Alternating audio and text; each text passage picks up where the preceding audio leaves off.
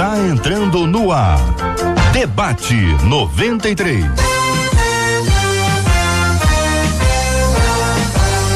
Realização 93 FM. Um oferecimento Pleno News. Notícias de verdade. Apresentação J.R. Vargas. Alô, meu irmão. Alô, minha irmã. Aqui fala J.R. Vargas. Estamos de volta. Começando aqui mais uma super edição do nosso Debate 93 de hoje, nesta quarta-feira, dia 5 de fevereiro de 2020.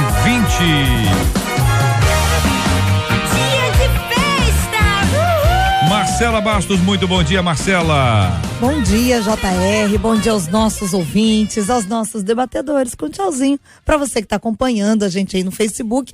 Lembrando que 96803-8319 é o nosso WhatsApp. Você participa com a gente pelo WhatsApp, dando parabéns pro seu pastor, sua pastora, sua igreja, manda o seu nome, que ao final a gente quer te honrar aqui, tá bom? Muito bem, Marcela Bastos, o nosso carinho aos nossos queridos ouvintes que já nos acompanham, já estão aqui na nossa transmissão pelo Facebook da 93 FM. Você tá na rede, tá no Face, corre lá, procura a gente ali, Facebook da Rádio 93 FM. Você vai conhecer, por exemplo, agora quem nunca viu, acho difícil nunca ter visto, mas vai que você não viu a Marcela Bastos ainda, vai conhecer ela agora, câmera na Marcela Bastos, e a Marcela vai apresentar carinhosamente os nossos queridos debatedores que agora passam pelo menos uns 5 a 10 minutos na maquiagem. Alguns não adianta, não adianta, não quero animar. Ah, não passaram, não? Ah, então é por isso.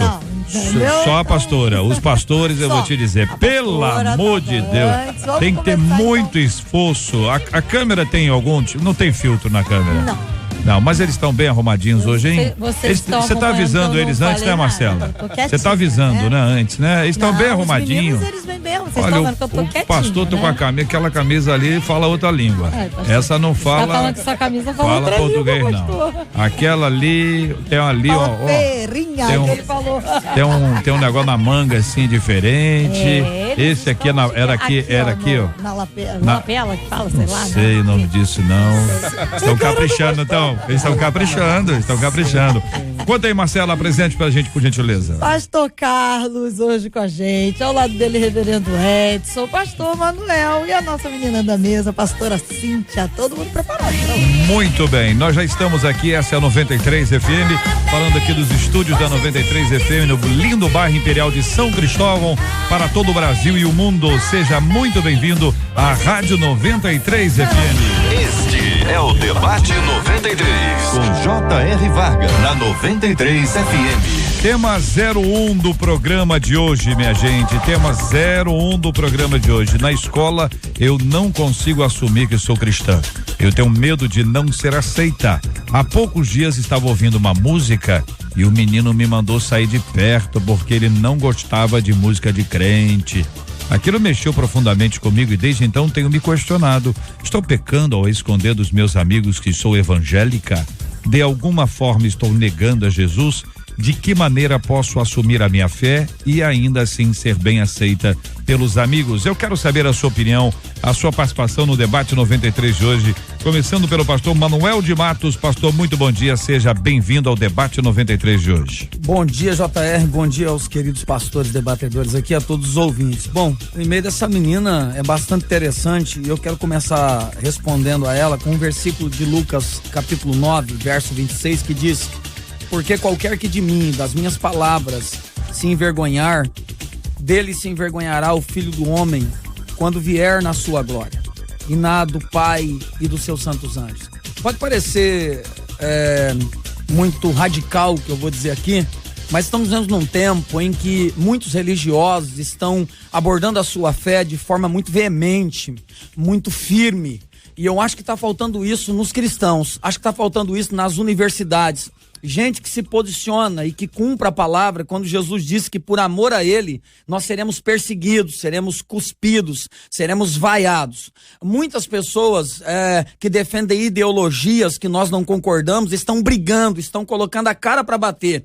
Então o meu conselho para essa ouvinte, para todos os demais, não se envergonhe do Evangelho de Cristo. Romanos capítulo 1, verso 16, o Evangelho é o poder de Deus. Você não tem que ter vergonha, você tem que dizer, eu sou cristã mesmo, mesmo e fique tranquila, você não vai ser aceita por todo mundo, nem todo mundo vai querer você perto, mas mais importante do que ter todo mundo é ter o Espírito Santo na sua vida. Pastora Cíntia, tá de acordo? Bom dia, bem-vinda, pastora.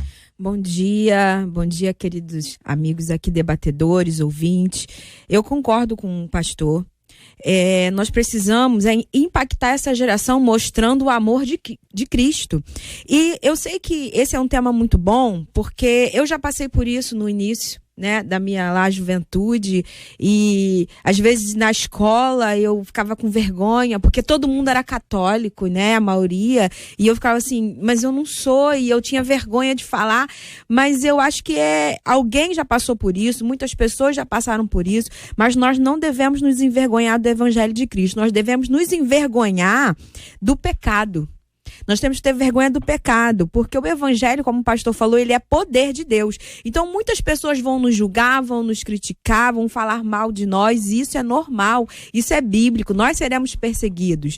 Mas é aquilo, nós precisamos pensar o seguinte: quem me ama, quem gosta de mim, vai me amar do jeito que eu sou, da forma que eu tenho, da visão que eu tenho, da forma que eu penso, as pessoas vão te amar.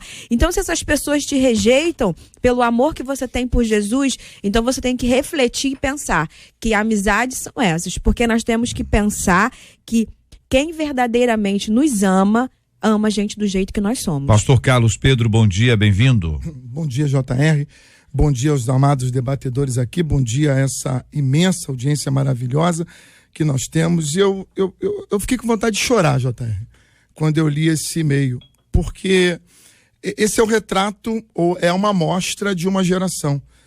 E eu vou repetir o texto que o pastor Manuel leu, só que no Evangelho segundo escreveu Mateus, capítulo de número 10, versículo 32, na versão da NTLH, ele está muito bem traduzido, porque diz assim: se uma pessoa afirmar publicamente que pertence a mim, eu também no dia do juízo afirmarei diante do meu Pai, que está no céu, que ela me pertence. Mas se uma pessoa disser publicamente que não pertence a mim, eu também no dia do juízo direi diante do meu Pai que está no céu que ela não me pertence. Nós somos discípulos de Jesus. E não há nada pior num discípulo do que negar que é discípulo de Jesus. Não há nada pior na vida de um discípulo do que negar o seu mestre, negar a sua fé. Então nós estamos aqui diante de um assunto seríssimo, gravíssimo. Eu sei o que nós estamos passando nas universidades. Eu sei o grau de ridicularização que os cristãos estão passando ou estão sendo submetidos nas escolas, nas universidades. Mas eu também sei que o evangelho pelo qual nós lutamos e pelo qual nós estamos dispostos a morrer é o poder de Deus para a salvação de todo aquele que nele crê. Que Deus nos guarde, que Deus nos livre de negar o Senhor, de negar o nosso mestre, de fingir que nós não somos crentes. Nós nos lembramos de Pedro, que uma vez fez isso e ele se arrependeu amargamente, ele chorou amargamente por ter negado que era discípulo de Jesus. Minha amada, meu amado, se você é um discípulo, você precisa saber disso. Você é ou não é um discípulo de Jesus. E se você é discípulo de Jesus, o nosso batismo, a confissão no tanque batismal, é uma confissão pública, porque Paulo, escrevendo aos Romanos, ele diz que todo aquele que crer no coração e confessar com os lábios que Jesus é o seu Senhor, será salvo. Então é uma confissão pública, não pode ser escondido. Pastor Edson Nascimento, bom dia, bem-vindo, sua opinião sobre o assunto. Bom dia, J.R. Vargas, bom dia, debatedores, bom dia, ouvintes da Rádio 93 FM.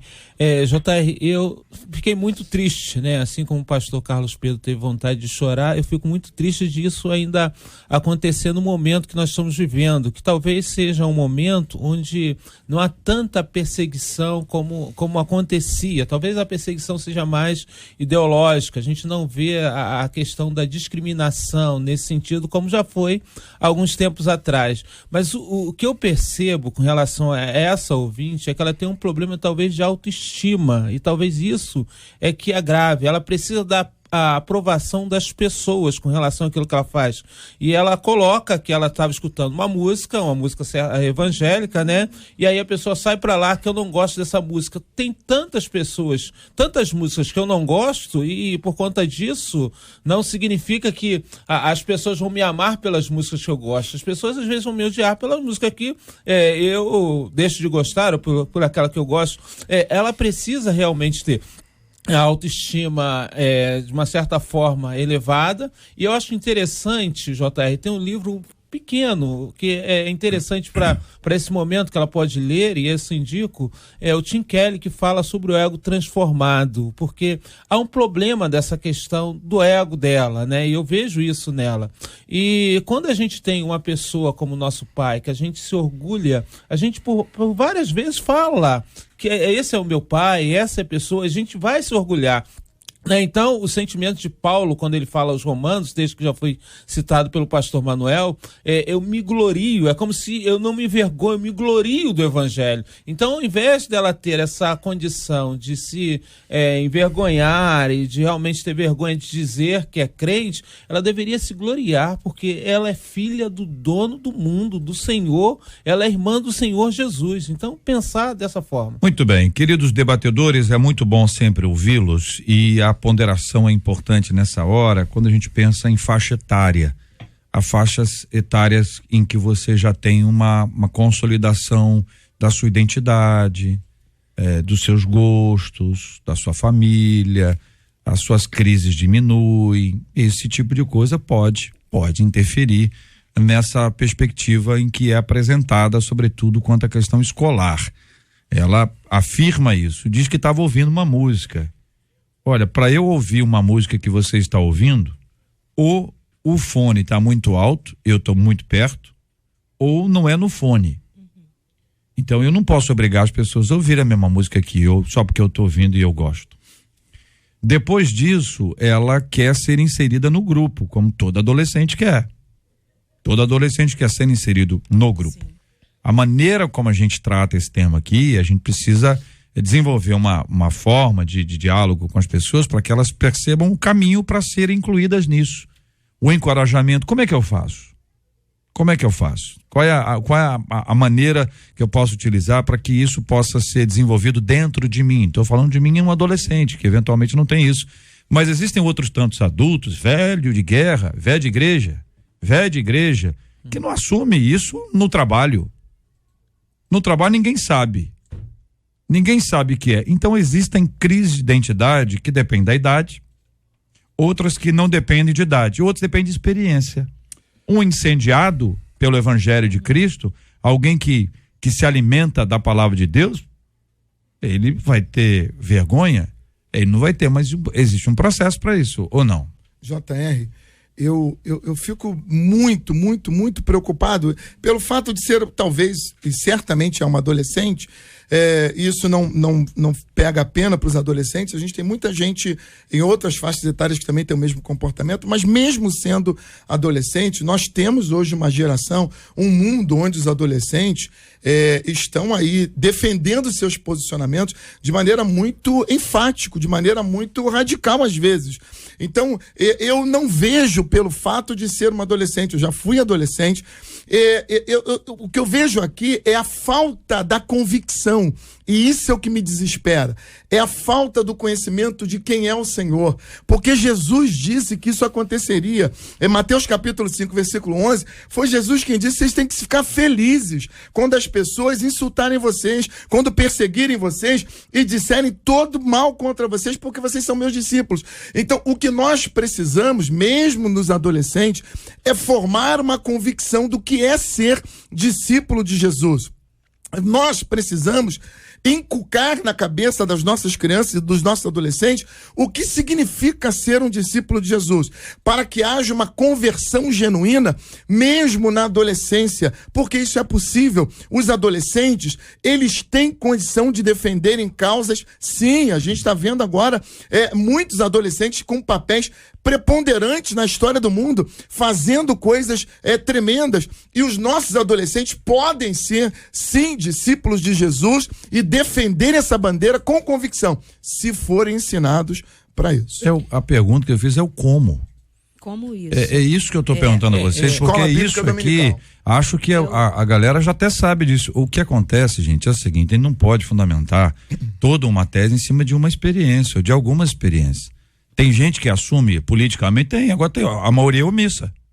A maioria esmagadora é de gente que não está nem aí. Eu acho que passa não só pela convicção, mas também pela experiência. Eu acho que as pessoas podem ter até convicção, eu acho que ela tem a convicção, mas eu acho que falta a gente tentar, de alguma forma, que a gente que é mais amadurecido na fé, levar a pessoa a ter uma experiência real com Cristo, né? Porque às vezes as pessoas não tiveram a experiência, aquilo que a gente gosta, aquilo que a gente ama, a gente defende, independente das pessoas que estão à nossa volta, né? A gente não vai chegar e esconder que a gente gosta de uma coisa ou gosta de uma pessoa, porque a gente está diante de alguém que pode não fazer parte, nos excluir desse grupo, né? Se a gente realmente ama, e eu acho que isso talvez falte, né? Da gente levar a pessoa, não ter apenas o conhecimento é muito importante, a gente precisa levar as pessoas a terem informação, mas a gente precisa saber, como pastores, a levar as pessoas a terem a experiência verdadeira com Deus. Eu penso claramente sobre isso no seguinte: primeiro, que se ela está num lugar público, de fato ela deveria ouvir a sua música no fone ou para ela, ninguém é obrigado a ouvir, não quer dizer que ela tem que esconder o que ela é, ponto, é questão de equilíbrio. Segunda coisa, hoje nós temos muitos grupos dentro de universidade e escolas.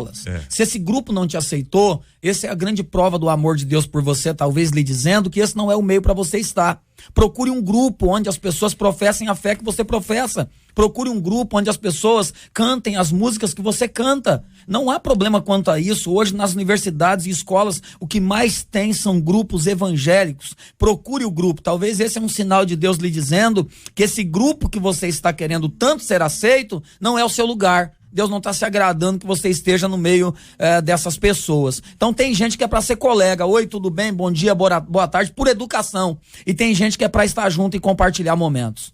Exatamente. O pastor colocou muito bem aqui sobre isso, porque se você não está sendo aceito, porque hoje nós vivemos numa sociedade em que a gente quer o tempo todo ser aceito. Isso é a realidade. Se a gente é rejeitado, a gente se sente mal, isso causa feridas e traumas e tantas outras coisas.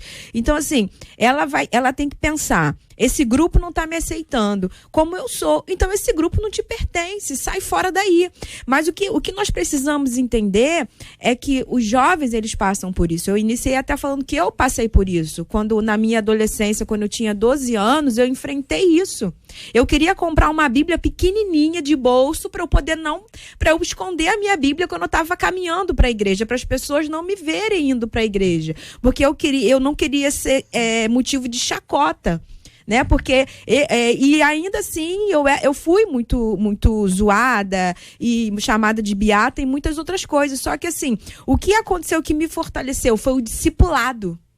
O discipulado. Eu tive um líder que eu cheguei para esse meu líder e falei: eu estou vivendo isso, e isso está me entristecendo, mas eu quero permanecer na igreja, mas eu tenho esse conflito dentro de mim, uma crise existencial. Eu quero, mas eu não consigo. E esse líder me discipulou, me consolidou, me mostrou a essência do evangelho. Ele falou: você precisa permanecer em Deus. Eu acho que a questão mais difícil, talvez para o adolescente, seja a identidade. A gente saber que identidade a gente quer ter. E a adolescência é um momento da gente definir a identidade. Se a gente quer ter a identidade cristã, e por isso que eu falo da necessidade da experiência, né? Porque Jesus fala para os fariseus: errais por não conhecer a Escritura e nem o poder de Deus. E quando a gente conhece o poder de Deus em nossa vida, a gente, eu quero ser isso, eu vou brigar por isso, eu vou agir de forma que demonstre que eu sou isso. Então, para mim, eu acho que ela ainda não conseguiu perceber a sua verdadeira identidade. Por isso que eu falei, ser filho de Deus. Se a gente, por exemplo, é filho de uma pessoa famosa, a gente vai chegar e vai falar para muitas pessoas que a gente é filho de uma pessoa famosa. Porque a gente se orgulha. E essa é a questão. Então o que acontece, gente? Assim, vou dar dois exemplos simples assim, para a gente poder identificar. Muitos meninos e meninas, nossos filhos, eles nos abraçam, eles nos beijam. Agora, em público, alguns deles ficam sem graça. São todos? Não. Não são todos. Alguns ficam? Sim. Ficam. Adolescentes em regra. Você leva os filhos para a escola. Supondo que você vai levá-los de carro. Alguns deles pedem para você parar o carro antes. Sim. E quando não é assim, quando você vai até a porta, alguns pedem para você não dar beijo. Certo? Tem casos e casos. Cada um de vocês tem os filhos aí, vocês sabem como é que isso funciona. Eles deixaram de nos amar por causa disso? Não. Mas Não, pera um minutinho. Não, pera um minutinho, tô raciocinando.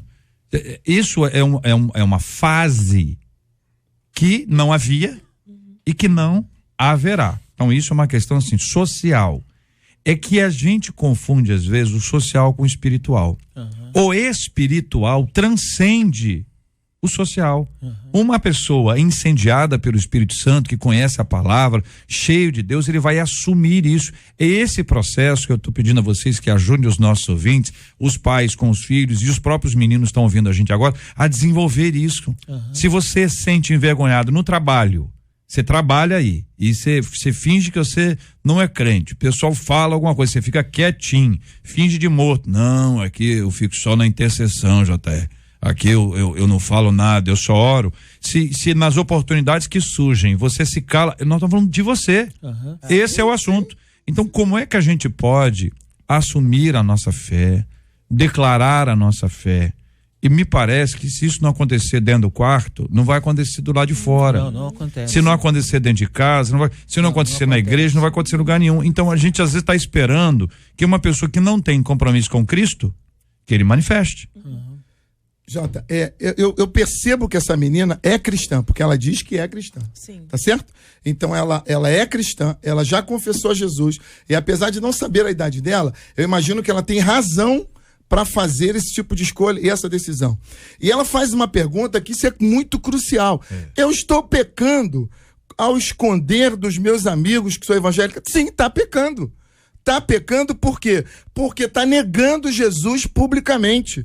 Tá negando que é discípula de Jesus. E tá correndo um risco, não apenas ela, mas o senhor de 70 anos, que quando chega na roda de ronda, nega também Jesus, porque não quer ser exposto pelos amigos, também está correndo o mesmo risco. É de ser negado por Jesus no dia do juízo. Essa que é a verdade. E nós precisamos assumir a nossa fé. Essa aqui é a historinha do garoto que quer namorar escondido a menina.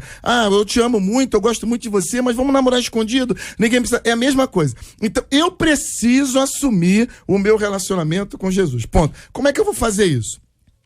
É simples, tendo o conhecimento, eu preciso ser discipulado, e o meu desespero aqui é que nós, enquanto pastores, estando aglutinando, estamos juntando um rebanho, estamos juntando uma multidão que não sabe o que quer da vida. Nós estamos juntando uma multidão para assistir shows, nós estamos juntando uma multidão para ouvir entretenimentos, nós, que eu estou falando, me incluindo aqui como pastor, e generalizando para que a gente tenha uma noção disso. Nós estamos juntando uma galera, uma geração de adolescentes para fazer festinha, para assistir shows, e não estamos discipulando esse povo, porque no meio da galera, no meio do culto de domingo à noite, todo mundo é crente, mas nós só saberemos se somos de fato discípulos de Jesus na hora que nós nos encontrarmos no pátio da casa do sumo sacerdote, sozinhos, só nós e a nossa fé, e as pessoas vão nos inquirir, e aí nós teremos que decidir se somos de Jesus ou não. Paulo, ele diz: eu não me envergonho do evangelho, porque ele é o poder de Deus. Então, tem que haver convicção, e essa convicção só vai acontecer no discipulado. Meu conselho para essa menina é procurar um discipulado, é procurar alguma coisa que gere nela convicção da sua fé, porque só assim ela vai aprender os fundamentos da sua fé, ela vai aprender a defender a sua fé, ela vai aprender a não negar Jesus como seu Salvador. Muita gente gosta de Jesus, mas na hora do vamos ver, e na hora que se vê no aperto, vão negá-lo. E nós estamos sendo perseguidos, não é mais por alguém que quer nos apedrejar, não é mais por alguém que quer nos matar. Nós estamos sendo perseguidos pelo grupo da escola, pelo grupo da faculdade, pelo grupo do trabalho, que de maneira sutil está nos afrontando na razão da nossa fé. Eu diria que a nossa perseguição, talvez ela não seja pelo grupo, mas por nós mesmos. Por isso que eu insisto na questão da baixa autoestima, que nós somos perseguidos por nós mesmos, pela nossa falta de convicção. Talvez seja essa questão, né? Isso seja falta de convicção. Você tem uma sombra e se você não tem uma identidade, você quer se identificar com o que está à sua volta, mas se você tem uma identidade, você quer influenciar as pessoas que estão à sua volta. E eu acho que talvez a perseguição ela seja uma perseguição, uma paranoia que acaba estando dentro de nós, no sentido de, vamos me perseguir, vamos fazer isso. Às vezes não é assim, não é dessa forma. Mas ela relata um caso, e esse fato aqui que aconteceu com ela, é que o menino mandou ela sair de perto por causa da música que ela ouvia. Se é comigo, talvez seja por causa também do temperamento. Fala assim, queridão, não tá gostando não, filho? Não tá gostando da minha música? Pois é, o pátio daqui é grande, ó. Arruma um lugar pra você, porque eu vou continuar ouvindo a minha música aqui tranquilão. Não tá gostando? O pátio é grande aí, dá o seu jeito. Duas coisas importantes. Primeiro, o fato dela fazer isso não significa que de fato ela não ame Jesus. Ela ama Jesus, claro. A gente não tá negando isso não. Como o JR falou sobre o pai e o filho. Eu tenho 3 filhos, eu sei bem o que é isso.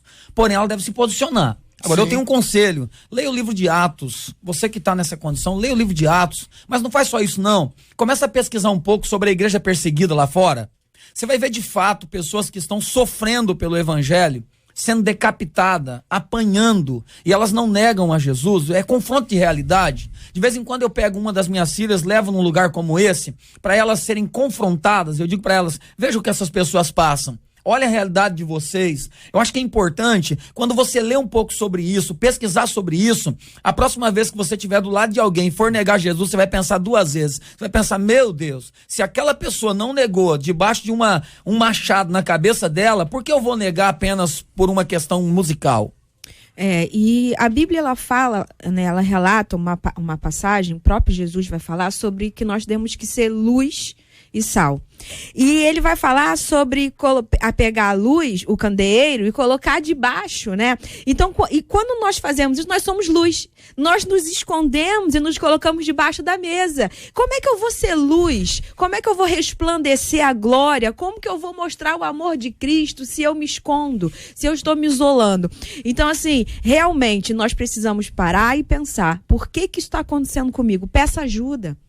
Chama seu pastor, peça para alguém te discipular, chama seu líder, pede ajuda, porque esse evangelho de Cristo está em você. Isso a gente é claro aqui. Eu também tenho um filho, e quando eu levava meu filho para a escola, ele, mãe, não me dá a mão, solta a mão, não me dá beijo, sabe? Então, assim, não é que ele não me amava, realmente é aquele momento que ele estava vivendo, e eu respeitei isso. Só que aquilo, nós fomos conversando, nós fomos discipulando, ele foi entendendo, e hoje ele aceita tudo, sabe? Então, a gente tem que entender, é o momento que ela está vivendo, desse conflito, vamos ajudar, vamos dar as mãos, vamos discipulá-la, vamos, sabe, você é luz, você é sal, não se esconda, mostre a glória de Deus na sua vida. Nosso encorajamento a qualquer indivíduo, menino, menina, em qualquer faixa etária, que eventualmente se sinta envergonhado, que tenha medo de assumir publicamente a sua fé, nosso encorajamento para que você não tema, em absoluto, não tema. Seja corajoso, corajosa, assuma publicamente a sua fé, compartilhe com as pessoas o que você pensa. Em algumas ocasiões é necessário que você tenha cuidado com o tipo de movimento que você gera, seu comportamento, a maneira como você reage às autoridades, seu comportamento em sala de aula, o que você vê, o que você fala, o que você escuta. Que Deus use muito a sua vida. E quero dizer o seguinte, existe um número enorme de pessoas carentes, sedentas do evangelho de Jesus. Tem gente que não aguenta mais as mesmas histórias de sempre, com as pressões. O evangelho é que vai libertar essas pessoas, que podem estar vivendo crises dentro de casa, sofrendo, alguns com enfermidade e precisando daquela pessoa que é amparo, que é equilíbrio, que é encorajamento, que tem fé, que vai orar pela sua vida. Que Deus abençoe você a assumir publicamente a sua fé e jamais omiti-la diante de qualquer tipo de pressão. Estamos juntos no Debate 93.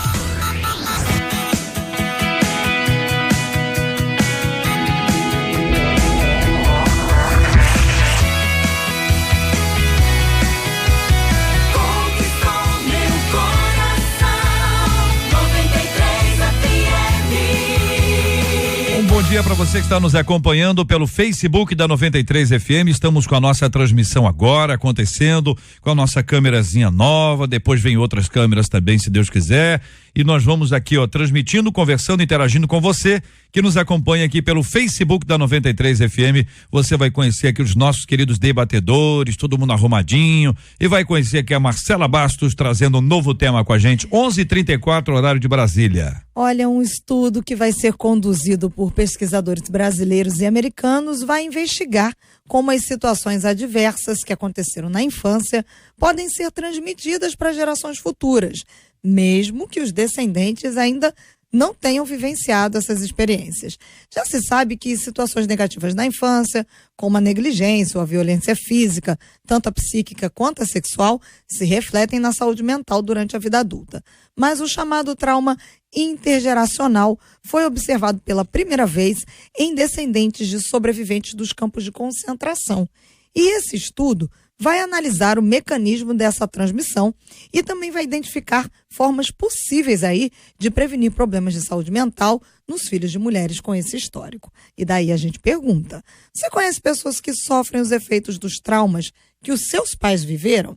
Como entender essa questão à luz da Bíblia? Muito bem, Marcela, quem vai começar a responder? Começar com a psicóloga da mesa, psicóloga, né? Doutora Cíntia, bom dia.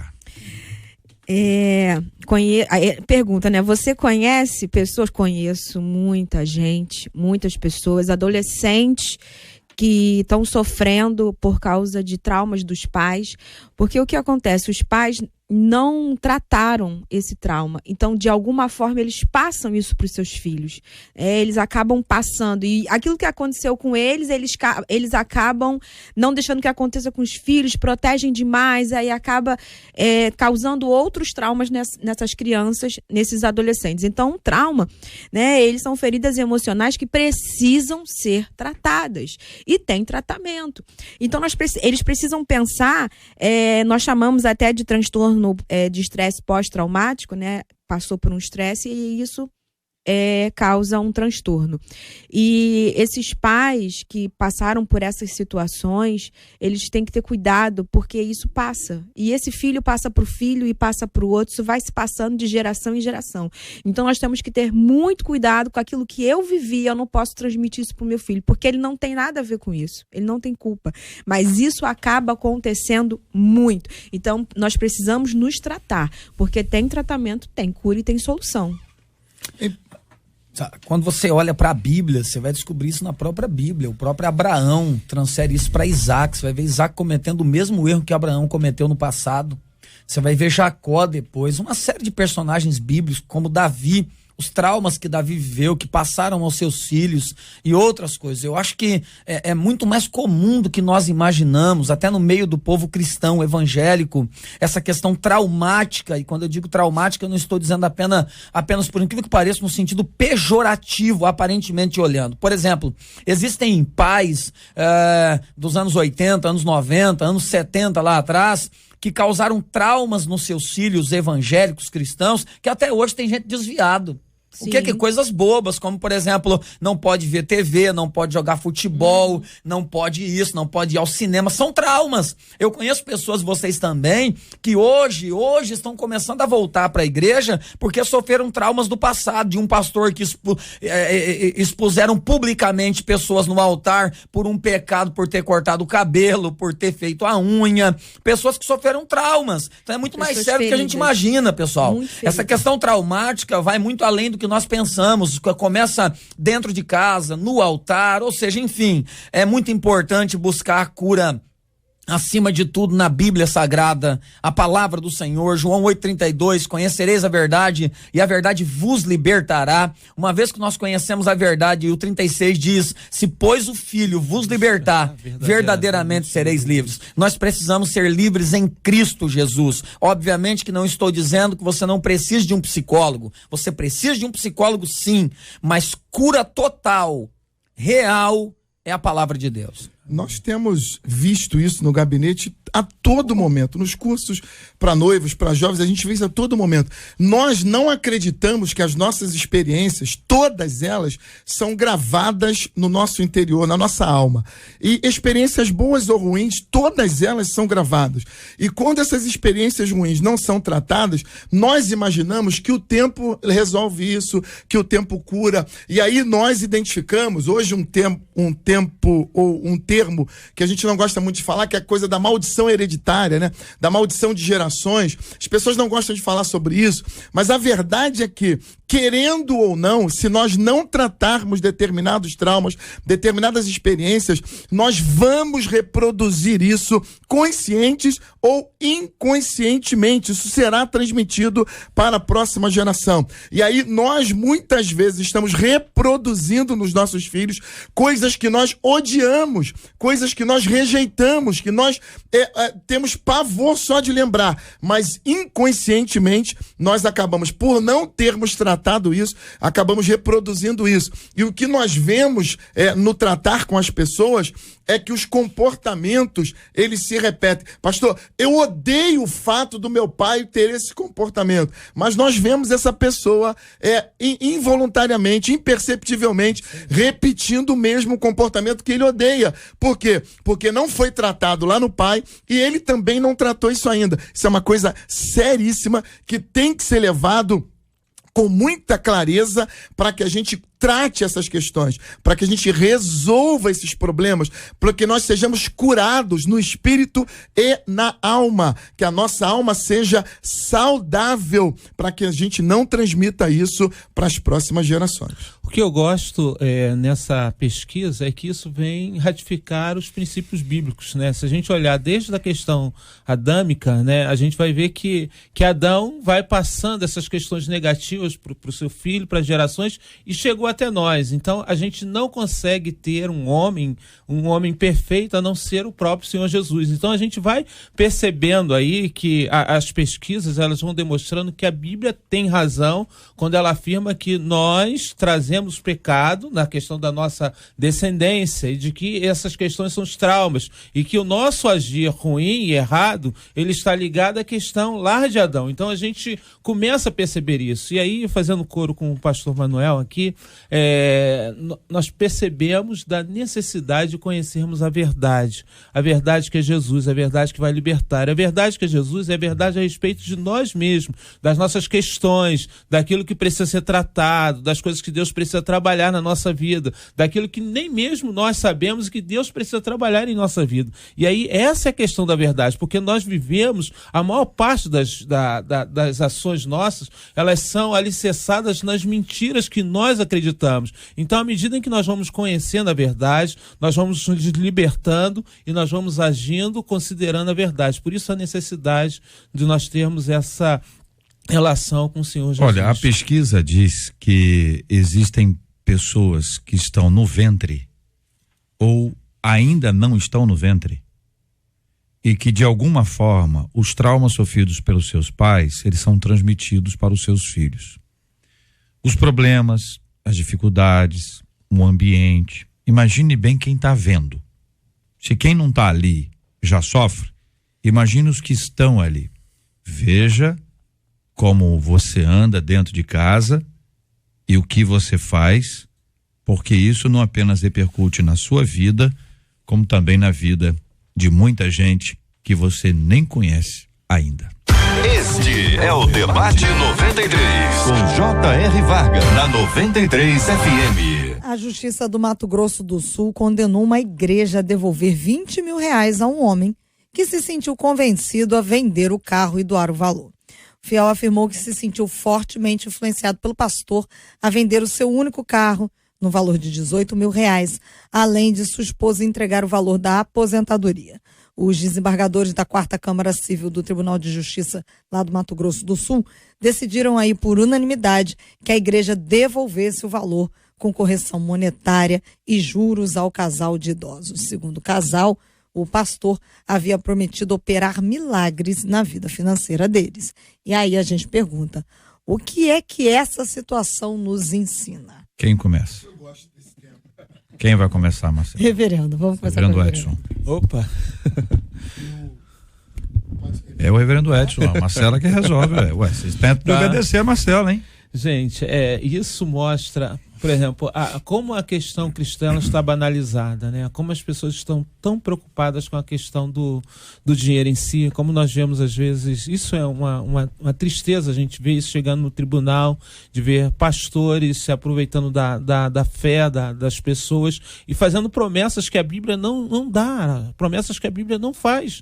Então, eu acho uma tristeza, eu olho esse tema assim com muita tristeza, né, de ver como pessoas têm agido assim, aproveitando a fé alheia e trazendo realmente as pessoas a fazerem aquilo que elas não desejariam fazer e não fariam se não fosse facilmente influenciada.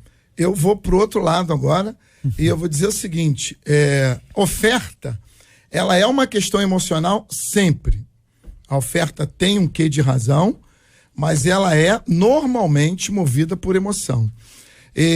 O que se trata aqui, a situação em que o tribunal se baseia no artigo 283 do CP, do Código Penal Brasileiro, que fala de charlatanismo. Charlatanismo é você prometer explicitamente uma cura, um benefício, em troca de uma contraprestação e você não entregar aquilo que prometeu. Por exemplo, você entregar uma cura você prometeu uma cura e não entregar em troca de dinheiro. Nós não sabemos se isso aconteceu. Nós temos um relato e muito provavelmente, se esse assunto subir ao STJ, ele vai cair, porque já aconteceram outras vezes. As igrejas pelo Brasil, principalmente as igrejas neopentecostais, elas são permeadas por cultos de cura, de libertação e cultos de pedidos de oferta que é público notório, mas nós já vimos muitas situações como essa, em que o STJ, ele acaba dando ganho de causa para a igreja, porque se não ficar provado que essa pessoa foi induzida diretamente a dar aquilo que possuía, ela deu de própria vontade ou voluntariamente. O que normalmente acontece é que as igrejas fazem acordos judiciais e acabam devolvendo o que as pessoas deram como oferta, porque se arrependeram de ter feito aquela oferta. Ponto. Dito isso, do ponto de vista penal, nós também sabemos, e nós somos pastores, e sabemos que é possível você induzir um público, induzir uma plateia a fazer ofertas de montantes enormes. Então, você, pastor, eu, pastor, nós que somos pastores, temos que ter a racionalidade e a consciência do que estamos fazendo, porque nós prestaremos contas de tudo que fizermos aqui. O pastor que está no altar com o microfone na mão, ele tem que saber o que está fazendo e ele tem que ter a medida do que está fazendo para não cometer erros, para não cometer exageros e de repente colocar a igreja numa posição como essa que a gente está vendo no TJ do Mato Grosso.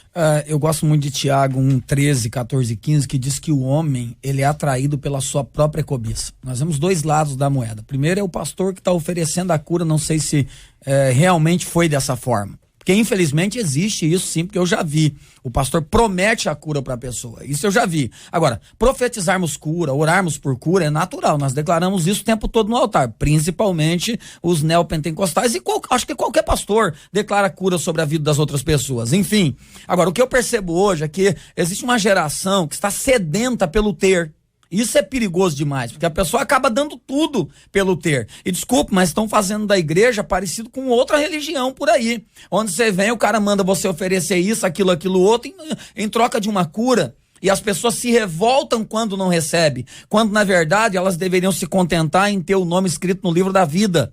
Em ser chamada pelo nome de Jesus. Seria mais importante para ela. Deus pode curar? Pode. Pode abrir porta? Pode. Mas isso tudo é secundário perto da salvação. A salvação deveria ser a prioridade maior. Infelizmente não está acontecendo. Os altares estão oferecendo coisas que nem Deus está oferecendo para ninguém. Não porque Deus não possa, mas porque Deus não vive à base de troca. E aí tem um monte de gente, pela sua própria cobiça, atrás disso, querendo isso, e quando não consegue, não conhece Deus, o que ela faz? Processa a igreja. É o mais natural a fazer. O nome disso é barganha. Ele está barganhando com as coisas de Deus. Você me dá isso que eu te dou aquilo. Você dá isso para Deus que Deus te dá isso. Deus não trabalha com barganha. Eu não preciso dar nada para Deus para que Ele me abençoe.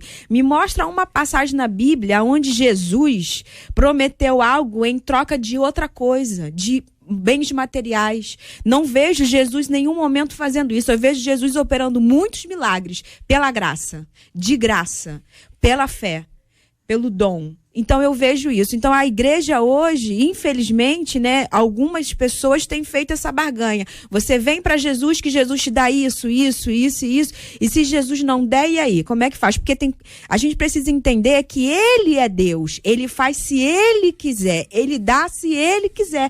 O que o pastor colocou aqui, nós estamos querendo um Deus abençoador, que me dá, e não buscando o verdadeiro Deus, que se Ele me der ou não me der, Ele continua sendo Deus. Eu não posso barganhar com Deus. Não existe esse acordo.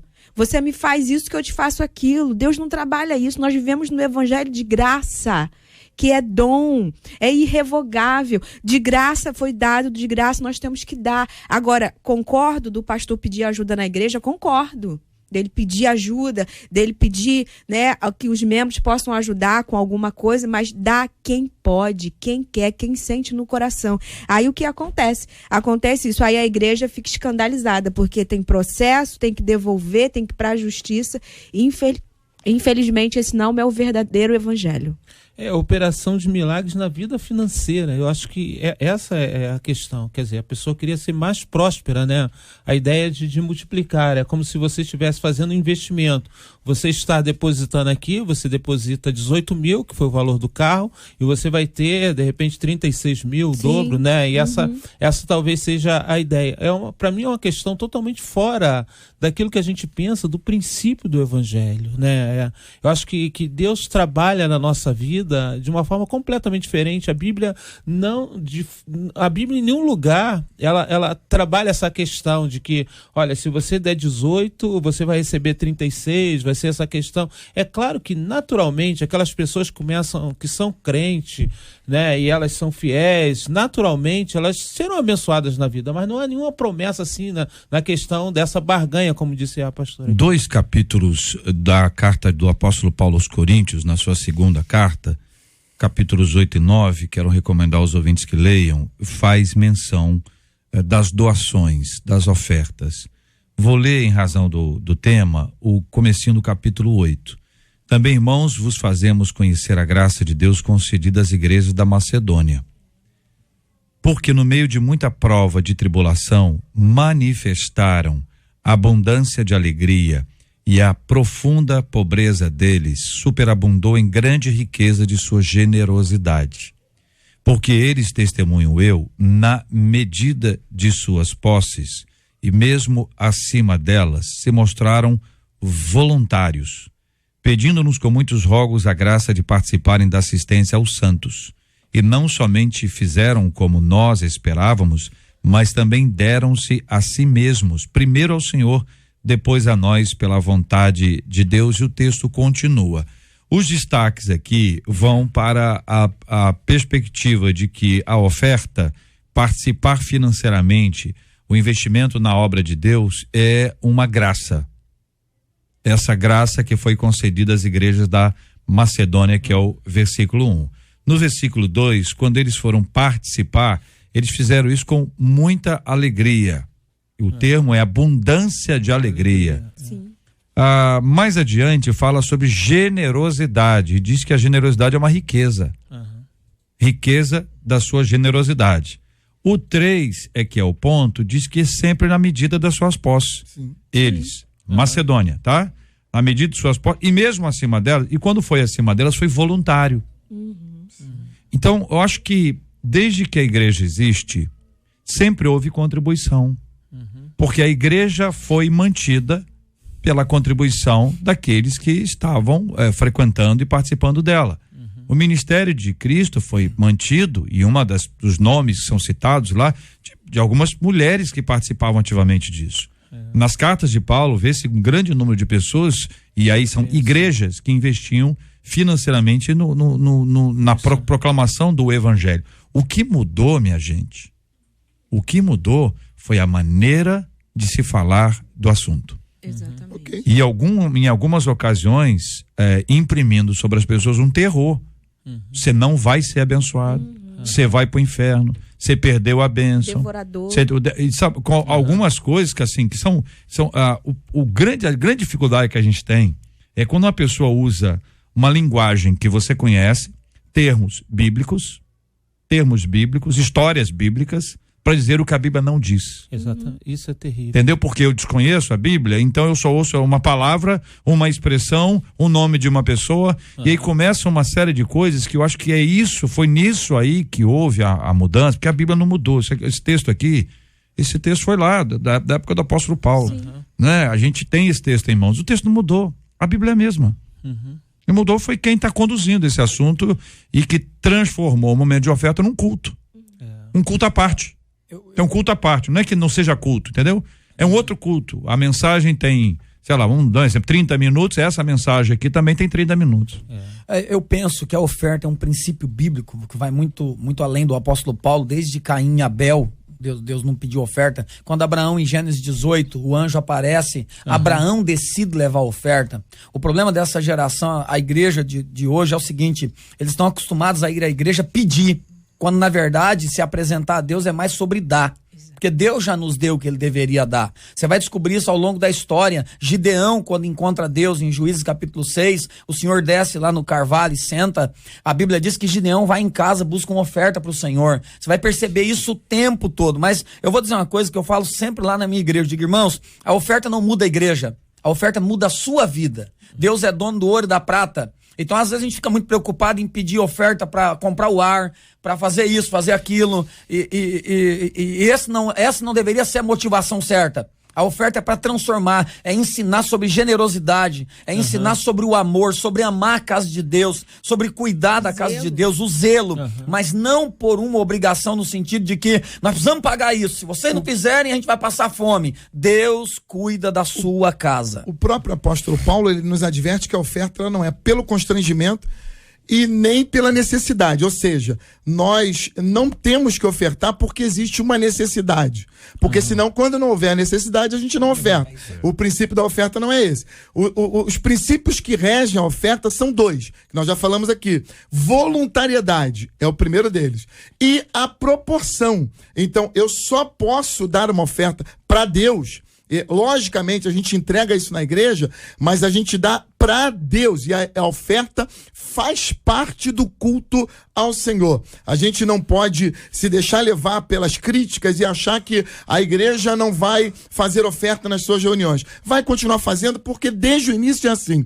E a oferta, ela é para Deus. Segundo, ela tem essa questão da voluntariedade. E o outro ponto da oferta é segundo a minha prosperidade. Eu dou daquilo que eu possuo, dentro da minha prosperidade. É uma coisa voluntária e daquilo que eu possuo. Eu não posso ser constrangido ou ser obrigado a ofertar. Se alguém me vende um milagre e não me entrega, cometeu um crime. Agora, se eu estou entregando a minha oferta voluntariamente, eu não posso cobrar de Deus o milagre porque eu ofertei. Esse é um problema. Acho que a gente tem que discuti-lo um pouco mais, com mais tempo e aprofundar, porque quando eu trago aqui os textos bíblicos, e os ouvintes estão pedindo para repeti-lo aqui, é 2 Coríntios 8 e 9.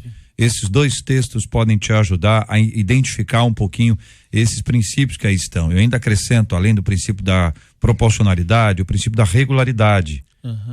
Existem textos que caminham para essa linha. Também o princípio da gratidão, para que as pessoas deem graças a Deus, ou da alegria, né? Que Deus ama quem dá com alegria.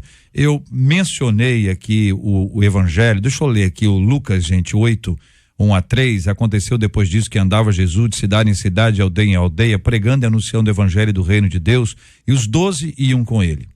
E também algumas mulheres que haviam sido curadas de espíritos malignos e de enfermidades. Maria, chamada Madalena, da qual saíram 7 demônios. E Joana, mulher de Cusa, procurador de Herodes. Susana e muitas outras, as quais lhe prestavam assistência com os seus bens. 8, de 1-3, Evangelho de Lucas. Daqui eu tiro uma lição muito objetiva.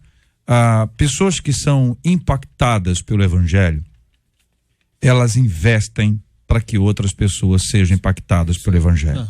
Então, quando a gente caminha nessa linha, nós somos fiéis ao Senhor. Deus nos abençoou para abençoar.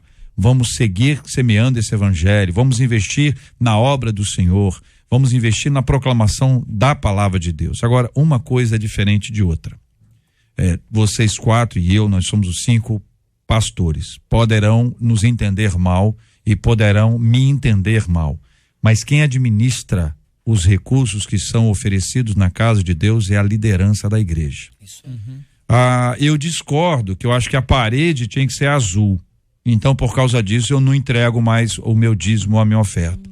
Aí a gente querendo dominar o negócio. É preciso conversar. Que tem recursos mal administrados, não tenha dúvida que tem. Todo mundo falha. Vai continuar tendo. Quem é que não tem aqui uma administração da sua casa e que um mês da sua casa a administração não foi bem feita? Não houve crise, não. Foi a administração mal feita. A gente precisa evoluir, aprender, desenvolver, mas uma coisa é o que o outro faz, outra coisa é o compromisso que eu tenho com o Senhor. E aí, como crente, eu digo o seguinte, com muita alegria mesmo, desde o meu primeiro salário, com 16 anos, eu separei o meu dízimo e entreguei pro Senhor. Eu entreguei pro Senhor. Foi na igreja, mas foi pro Senhor.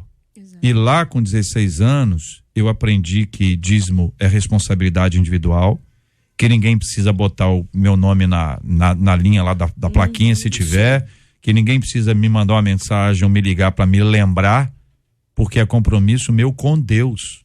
É pessoal. Ninguém tem que tomar conta disso, não. Sou eu e Deus. Eu e Deus. Que é compromisso pessoal com o Senhor, e quando você faz isso com seriedade, com regularidade, com proporcionalidade, com alegria, com gratidão, certamente a bênção de Deus estará ali. Agora, um minutinho. Será que essa bênção vai ser só financeira?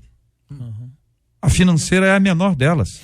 Uma pessoa muito rica e doente, uma pessoa muito rica e com a vida dela totalmente desregrada, veja, existem coisas que estão sendo ditas que não respondem às necessidades mais importantes que a gente tem, que é essa conexão que a gente precisa ter com o Senhor. Olha, foi muito bom vocês trazerem esse assunto, vamos continuar discutindo esse tema em breve aqui no nosso Debate 93. Este é o Debate 93, com J.R. Varga, na 93 FM. Sim, debatedores, muito obrigado pela presença de todos vocês. Pastor Manuel de Matos, obrigado, um abraço. Eu que agradeço sempre o carinho, um beijo a todo o povo da Igreja do Brasil para Cristo em Jardim Olimpo. Deus abençoe. Pastora Cíntia Lovice, obrigado, um abraço. Obrigada, eu quero mandar um beijo aí pro pessoal da Igreja Amaf, lá em Nova Iguaçu, pastor Jason, pastor Márcio, e quero mandar um beijo pra minha prima Milene, que tá nos ouvindo lá do Espírito Santo. Opa, pastor Carlos Pedro, obrigado, um abraço. Grato a Deus pelo privilégio e oportunidade de estar aqui. Hoje, um abraço a todos os amados que nos ouvem aí, muita gente sinalizando, que Deus abençoe a todos, no nome de Jesus. Pastor Edson Nascimento, obrigado, um abraço. Eu gostaria de mandar um abraço muito especial para minha querida Igreja Presbiteriana Luz, ao povo da Nova Brasília. Gostaria de mandar um abraço especial para minha querida esposa Sônia, para minha filha Ellen, Ana Carolina e Andréia, meu genro Rafael Soares, pastor Rafael, e meu netinho Andrei, novo baterista da família. Marcela Bastos. Vamos dar parabéns. Hoje é aniversário do pastor Marcos Paulo Nunes, ele que é da Igreja Internacional da Graça de Deus, e a pastora Darlene Valença, da Igreja Bíblica de Jacarepaguá. Quem mandou pra gente foi a ovelha Fátima. Um beijo pra todo mundo que acompanhou a gente até agora, tanto no rádio quanto no Face. Até amanhã, com a graça do nosso Deus, se assim Ele nos permitir, se essa for a vontade dele. Amém, Marcela, que assim seja. Obrigado, ouvinte querido, pela participação com a gente aqui na nossa transmissão pelo Facebook, sua participação aqui no WhatsApp, você que nos acompanha pelo Face, você que acompanha pelo aplicativo, pelo site, pelo rádio. Sempre muito bom ter você com a gente aqui na 93 FM. Nós vamos orar juntos agora. E vamos apresentar diante de Deus esses temas pelos quais nós oramos hoje, temas que nós conversamos, temas que estão aqui na nossa pauta, que precisamos apresentá-los diante de Deus em oração. Vamos orar pela cura dos enfermos, pelo consolo aos corações enlutados. Vamos orar uns pelos outros agora, juntos, em nome de Jesus.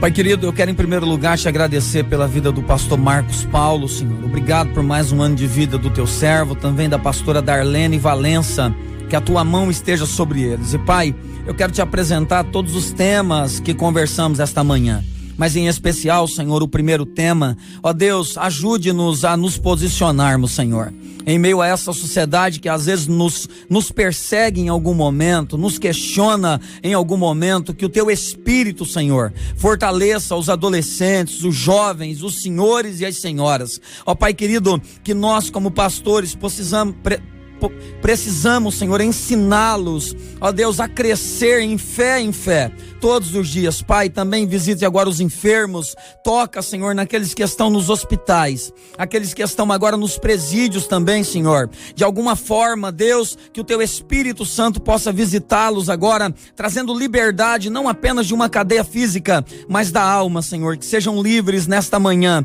Ó Deus, abençoe também esta rádio, a toda a equipe, a vida, Senhor, de cada pastor e debatedor aqui nesta manhã. Abençoe a cidade do Rio de Janeiro e o nosso país, o Brasil, Senhor, em nome de Jesus, amém. Que Deus te abençoe. Você acabou de ouvir Debate 93.